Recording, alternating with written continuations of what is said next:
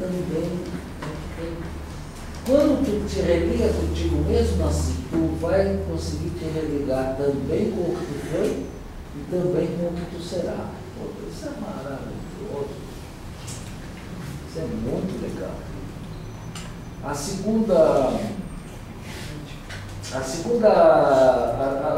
segundo eixo, Eduardo, da transdisciplinaridade qual é? Complexidade. A teoria da complexidade. Por isso é que a transdisciplinaridade é muito moderna, muito recente. Se nós não tivéssemos tido toda a evolução da teoria da complexidade, nós não teríamos a transdisciplinaridade, tá certo? Então o Morin acabou de escrever o último livro agora, em 2004, você viu?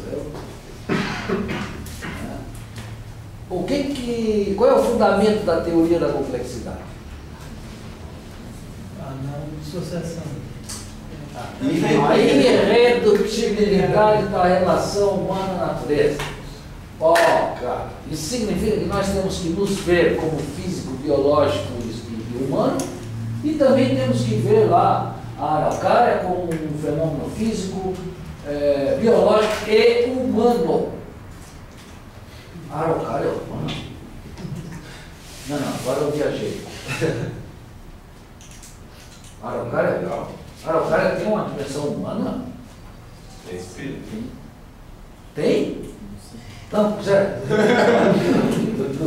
E agora? Sim, quando está em relação com o ser humano. Claro que tem, cara. Ela tinha 500 mil quilômetros quadrados de araucária, os humanos deixaram 5 mil. Como é que não tem uma dimensão humana? Não existe uma árvore, uma ave, uma beleza da natureza que não tem uma dimensão humana. Claro que lá em Vênus talvez não tenha. Talvez Vênus não tenha uma dimensão humana. Marte já tem. Marte já tem, mas Vênus também, cara, porque Vênus, eu vejo Vênus. Só de observar já. Claro, não, e se Vênus está. Se eu estou aqui é porque Vênus está ali, cara. Se Vênus não estivesse ali, nós estávamos ferrados. Uma curiosidade, segundo os estudiosos, Vênus e Marte foram dois planetas que não deram certo. Assim, para você ver como que a Terra Não deram certo do ponto de vista humano. Da vida. Da vida, isso, Ok. da vida. Mas isso não quer dizer, Tiago, né? Isso não quer dizer que para nós termos dado certo, eles tinham que estar exatamente onde estão, sabe? Eles não tinham que ter dado certo. Não, eles deram certo. Eles deram certo. Nossa.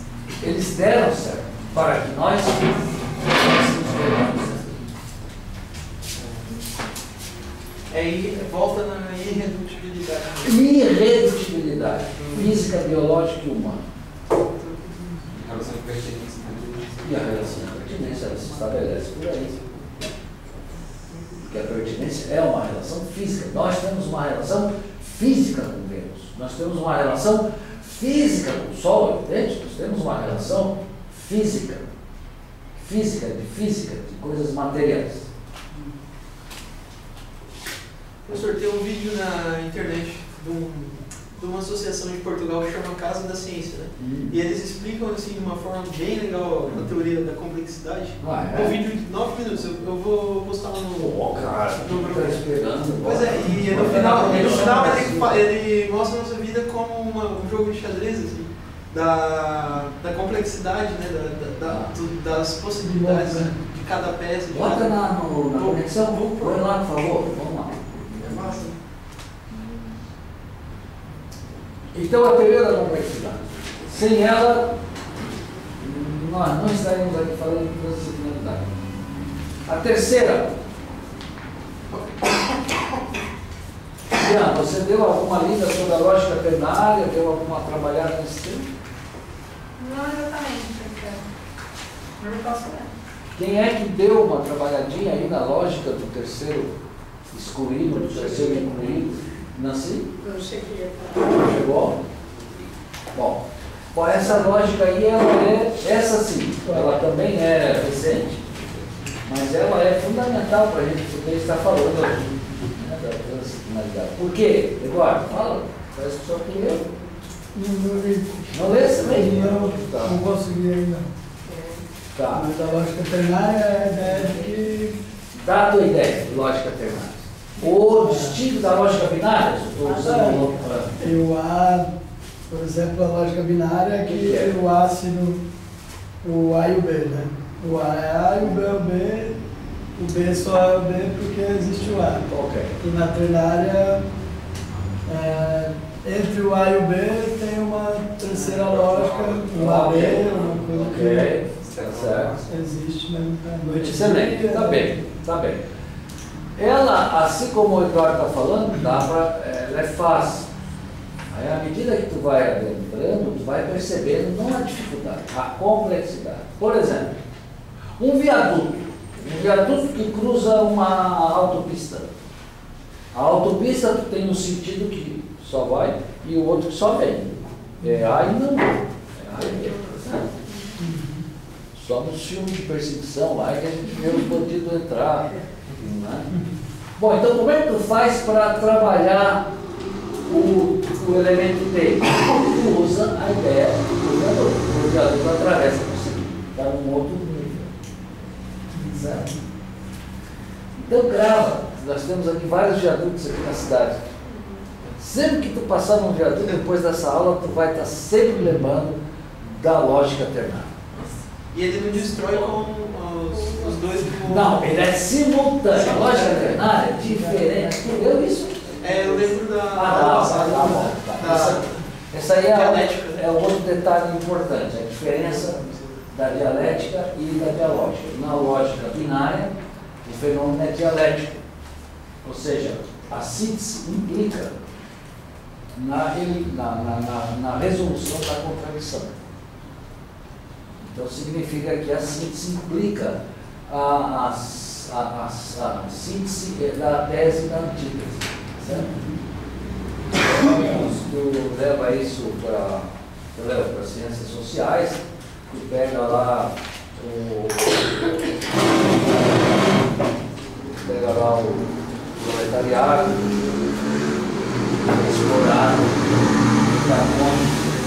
ao burguês, que é o que explora, então tem aí o A e o não A, certo? Aí para resolver isso, tu tem uma síntese que é, digamos, o comunismo, onde deixa de existir o proletariado, que passa a ser todo os meios de produção e deixa de existir o burguês, porque ou a gente mata tudo, ou eles se tornam uma nova realidade. Então, essa é a ideia da dialética, que é aplicada também de forma assim um pouco mais grosseira às questões da natureza, a noite e o dia, assim vai indo, entende? Então, o elétron e o próton, dialética da natureza, tem um livro famoso do colega do Marx. Mas a natureza, aqui na visão transdisciplinar, ela é muito mais dialógica do que dialética, certo? Porque na natureza as coisas não se excluem, elas convivem. É um viaduto que passa por cima da. Entendeu? O próprio e o elétron, eles não se excluem para dar a qualidade do átomo. Pelo contrário, o átomo não é porque o elétron continua sendo elétron e o próprio. Tá certo? Tá bom. Mas a lógica ternária, eu digo aqui, né? O mais poderoso recurso de lógica surgido no século XX. Por exemplo, nós vamos começar, não está decidido, mas enfim, se nós começamos o segundo curso, o segundo módulo, a pedagogia do encantamento, ela é concebida a partir de uma dialógica entre a pedagogia do colapso e a pedagogia da sustentabilidade. Então, a pedagogia do colapso e a pedagogia da sustentabilidade, elas formam um par, não de contraditórios, mas são contraditórios, mas é um par, digamos, que estão numa mesma dimensão temporal. Uma está no passado, que é a tecnologia do colapso, ou seja, as sociedades que colapsaram no passado, e a sustentabilidade está no futuro, ou seja, como uma ideia de que as sociedades venham a ser sustentáveis. Todas as duas têm conexão com o presente. No presente, existe uma trajetória de colapso, mas que ainda não colapsou, não é o passado. E existe uma trajetória de sustentabilidade, mas que ainda não se tornou sustentável. Sabe? Então as duas estão ali. No presente, tu tem a pedagogia do encantamento, que é a pedagogia, que é o elemento T. O elemento T é aquele elemento que tem uma pertinência com o par, mas não é o par. E aí você convive simultaneamente com os três elementos, o A, o não A e o T. Então, o que nós vamos ver no semestre que vem é uma pedagogia de transição, uma pedagogia no estado T, é uma pedagogia que nos permite aprender com o colapso e nos animar com a sustentabilidade. E aí, criar um caminho no presente. Então, essa é uma análise transdisciplinar que nós vamos fazer no próximo semestre. Por isso é que a transdisciplinaridade tem que ser dada antes. Não tem como tu pensar a sustentabilidade de forma binária.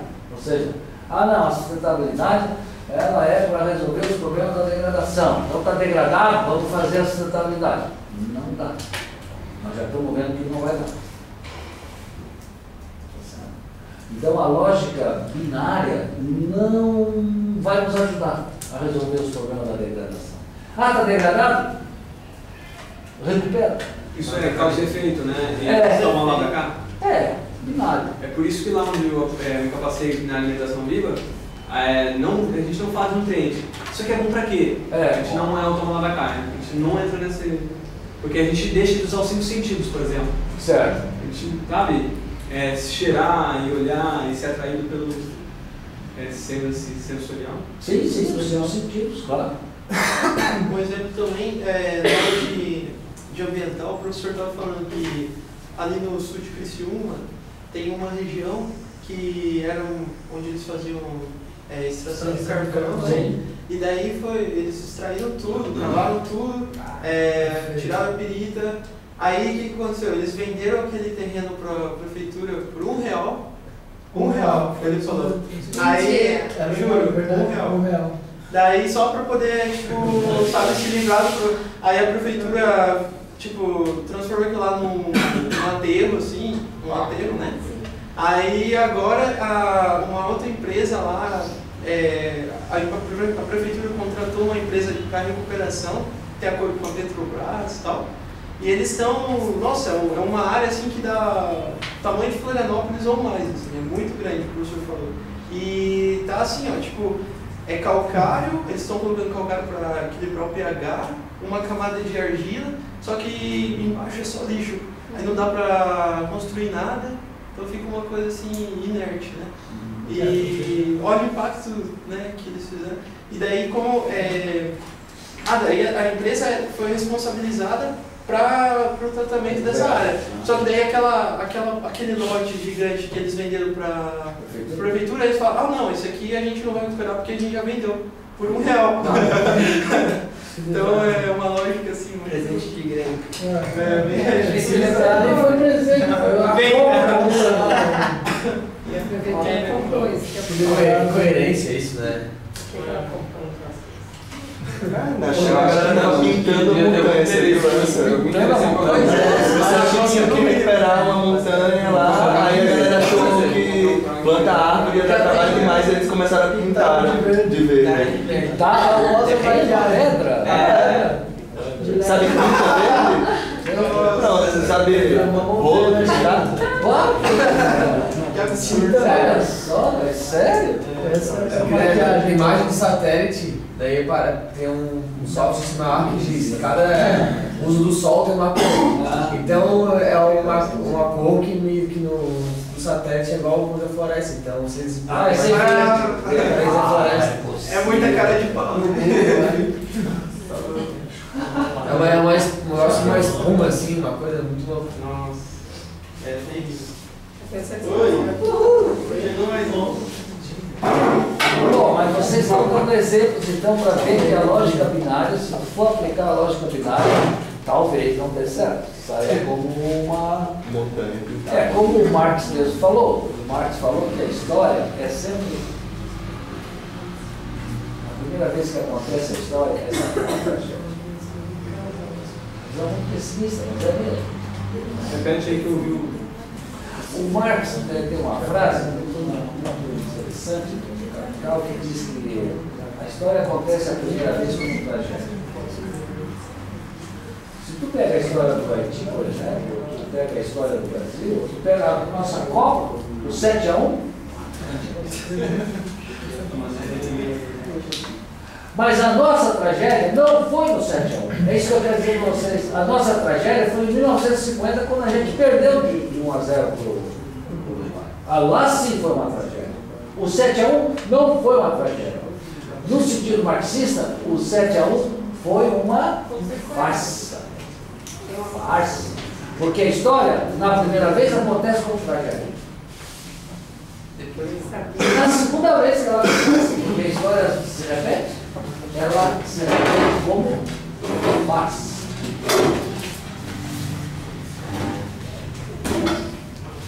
Então, aquele 7-1, para mim, que foi em mais de 60, e que carreguei 20 anos, a tragédia do Maracanaço foi a gente perder, porque o Brasil só tem 2 Copas, uma em 1950 e a outra aqui, e agora essa.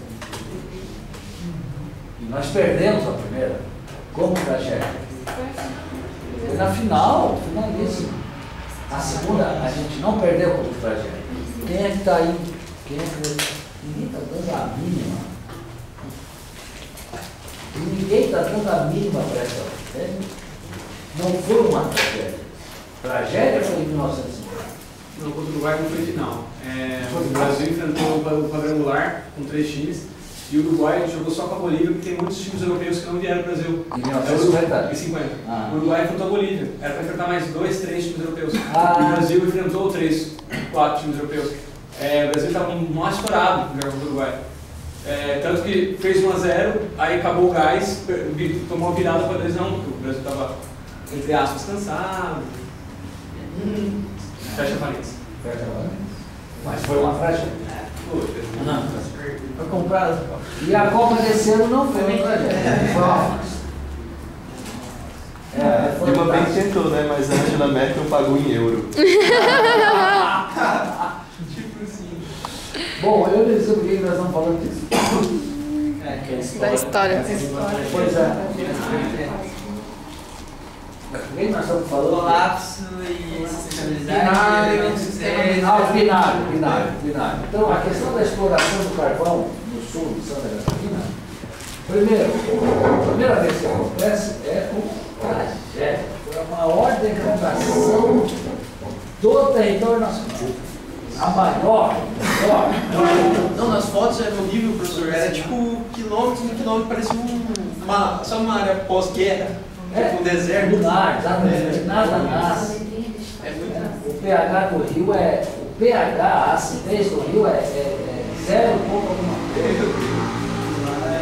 Não, então é a morte. Alien. É alien. Nem alien, sabe? Nem alien. Se tiver alguma coisa que se mexe, daí é alien. Tá certo? Então, a segunda vez que essa história se repete como farsa. Pois é. Porque foi vendido por R$1, aí não tem mais responsabilidade. Eles já sabiam das tragédias. Então é farsa. Segunda vez que a história acontece, é farsa. Mas enfim, não vamos se ater às frases assim, porque elas são muito poderosas e o Marx tem realmente muito poder nessas frases. Ok, então a lógica ternária. Bom, o parágrafo 5, tópico 7, ali nós temos uma definição mais específica da transdisciplinaridade. O que é a transdisciplinaridade?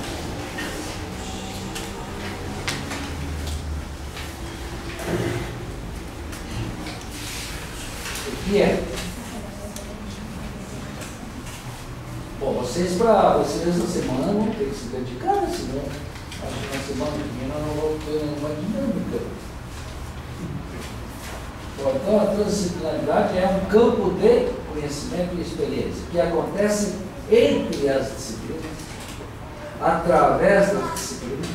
Então as disciplinas não tem nada que esconder, elas são fundamentais. Se não houvesse as disciplinas, não haveria transdisciplinaridade, tá certo? Então a transdisciplinaridade, ela dialoga com respeito, ela dialoga com carinho, ela dialoga com inteligência com as disciplinas. Só que ela atravessa as disciplinas. E é claro que você tem que ser educado. Você tem que saber fazer essa travessia, senão você vai comprar briga com todo mundo. Tá? Então tem uma questão aqui de respeito, uma questão aqui de muito delicada.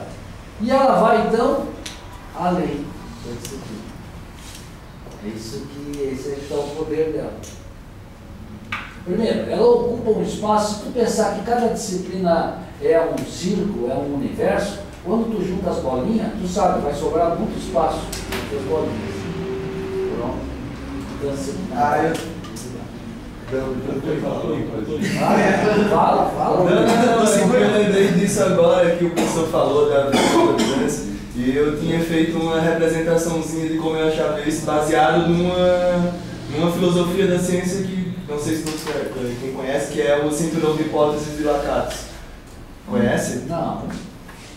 Bom, depois que tiver um tempinho, eu posso fazer um desenho ali. Claro. Pode fazer agora. Claro, enquanto eu estou falando aqui. Se você tem as bolinhas, você encosta as bolinhas, que são os universos, você vai ver que tem uma porção de espaço vazio. Certo? É ali que a transdisciplinaridade se instala. Ela não ocupa o espaço de ninguém. Muito educada, né? Muito educada. Muito mesmo. Certo? Ela não desbanca a engenharia, a matemática, a economia, a sociologia, não. Por quê? Porque ela ocupa um espaço que está entre as disciplinas. Certo? Claro, mas como ela bebe do conhecimento disciplinar, meu Deus, ela não é nada sem o conhecimento disciplinar. Eu não falei agora de Marx aqui, claro, porque para falar de economia tem que falar dessa grande disciplina economista e assim por diante. Nós vamos falar de Durkheim, nós vamos falar de Weber, nós temos que falar desses pais da sociologia. Então, quer dizer, você vai falar também, você vai atravessar as disciplinas com rigor. Dá para fazer uma analogia com a luz? Diga. Okay, a luz está chegando até aqui, mas ela atravessa várias coisas que... Sim, certo. E que nem vários raios também. Também. O que eu quero dizer para vocês é que o rigor faz parte da transdisciplinaridade, como, sei lá, o ar faz parte da gente.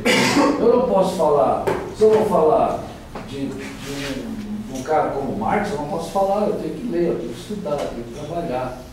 Né? Se eu vou falar de Weber, eu tenho que ter um conhecimento de Weber. Eu tenho que poder falar como é que o Weber contribuiu para o desencantamento do mundo. Se eu vou falar de reencantamento do mundo, eu tenho que dizer, olha, tem um cara aí, tem muitos caras que contribuíram de forma muito segura. Por exemplo, o próprio Darwin, e as leituras que se fizeram do Darwin, foi de completo desencantamento do mundo. Dizer que a vida, toda essa beleza de vida, ela surge porque os genes são egoístas, porque as pessoas não, a natureza só avança pelo que sobrevive, que é o mais forte. Tem muitas pessoas que falam e a sua fala é um desencanto. Então não é à toa, nós não estamos desencantados à toa. Certo? Bom, mas aí tu para falar do Darwin, tu tem que estudar um pouco. Não pode estar falando. Né? Isso é rigor. E ela vai além. Então a transdisciplinaridade, ela te deixa à vontade para propor coisas que, evidente, tem rigor, mas que são coisas que vão, digamos, atender aquelas urgências das quais ela partiu. E a transdisciplinaridade, ela nunca vai dizer as mesmas coisas que a disciplina diz. Né? Então, tu pega a economia, por exemplo, e vai lá e vê um texto da economia, a economia explicando a crise econômica no Haiti. Uma análise econômica transdisciplinar jamais dirá a mesma coisa que uma economia tradicional. Não é possível. Relações internacionais. Ora, a transdisciplinaridade, ela vai dizer outras coisas a respeito da situação terrível que nós estamos vivendo hoje lá na faixa de Gaza, na relação daqueles países. Se tu for escutar o que os diplomatas estão dizendo, eles estão dizendo outra coisa. Uma análise internacional transdisciplinar, ela daria um outro diagnóstico. Senão não valeria a pena. Por isso é que a transdisciplinaridade, ela tem um compromisso com a urgência do conflito. Então a análise que ela faz é diferente, mas ela também não vai ofender a dinâmica do discurso tradicional. E a gente vê assim, professor, a opinião das pessoas é sempre muito disciplinar, né? Ou, tipo assim, por exemplo, pegando o exemplo do conflito lá em Gaza, né? É sempre ou judeus, ou não sei o quê, mas é uma coisa muito... De onde vem o rigor e a novidade da ação e do discurso transdisciplinar? Vem desses três eixos que ela te dá. A questão dos níveis de realidade, a questão da teoria da complexidade e a questão da lógica plenária. Então, não dá para você avançar no teu ser transdisciplinar se tu não estudar, se tu não te formar, se tu não compreender essa nova visão de mundo. Então está aqui. No tópico 7, você aborda essas três coisinhas. A transdisciplinaridade entre as disciplinas, através das disciplinas e além. Você tem que saber responder essas três coisas, cara. Estou falando especificamente para você que está querendo encarar um doutorado mais trans, porque tudo tem um trans dentro de você. Tem que trabalhar isso aí, tem que qualificar isso aí. Estou tentando melhorar os dois desenhos aí. Olha ali, professor, dá uma pausa. Só, assim, isso aqui, na verdade, isso aqui é o que o Lacato chama de cinturão de hipóteses. O Lacato? Tá. Conhece? Sim, né? Claro, metodólogo. Isso, né? Na visão do Lacato, a ciência, você só consegue enxergar isso aqui. Né? E ao fazer ciência, aí ele dá duas... A ciência é um núcleo duro, né? Que você só enxerga aqui na realidade, aquilo que é observável. Né? Quando você aumenta as suas hipóteses, aí ele vai dizer, você está aumentando as suas hipóteses. Essas hipóteses, elas não são hipóteses que possam ser comprovadas, falsificacionadas, então ele chama isso de heurística positiva, porque aquela hipótese ela é uma hipótese que não cabe, mas ela está aqui, ó. Uma hipótese, outra hipótese, outra hipótese, outra hipótese, outra hipótese, outra hipótese. Na medida em que essas hipóteses elas são passíveis de comprovação, ele chama isso de heurística negativa. Né? Então, quando você aumentou o cinturão de hipóteses, né? Eu sou um pesquisador e vim até aqui.